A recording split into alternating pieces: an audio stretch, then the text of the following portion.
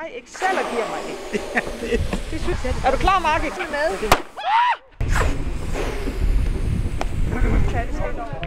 Hvad er det?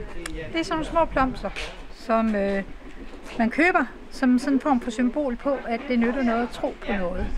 Så vander man dem og giver dem mere jord, og så når det er, at de er blevet til en stor plante, så lukker vi købmandsforretningen op. Vi har en støttefest. En støttefest til fordel for at få etableret en købmandsbutik her i Alken. Og den købmandsbutik skal ligge på mejeriet.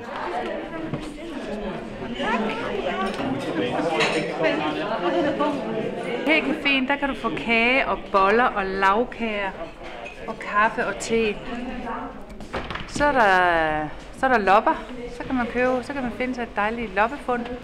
Ja. Og den er også god at drikke af flasken. Ja, vil du ikke snakke med dem? Jamen indtil nu har vi jo faktisk bare folk i byen, og den nærmeste omkreds har samlet, jeg mener det er oppe på 96.000 kroner, vi har samlet ind. Målet, det er jo jeg mener vi er oppe på en 300.000, 380 faktisk.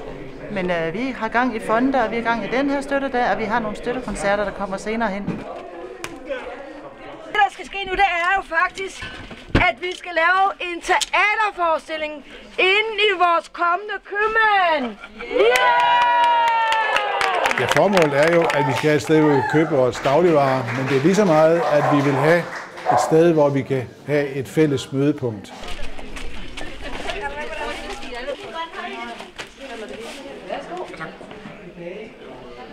Sådan.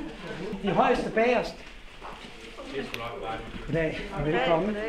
Vi sidder på anden række nu, den anden bagerste. Det vigtige er jo også, at vi får fastholdt energien og interessen for at få vores butik.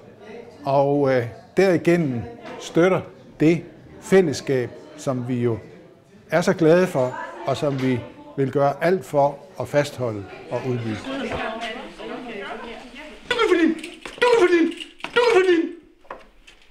Men i stedet for at smide dem i hovedet på ham, så tog den med hjem sammen med postjakken.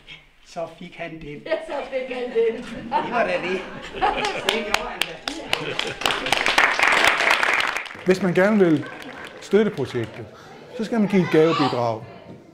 Og det gør man ved at indbetale på den konto, som fremgår af billederne lige om lidt.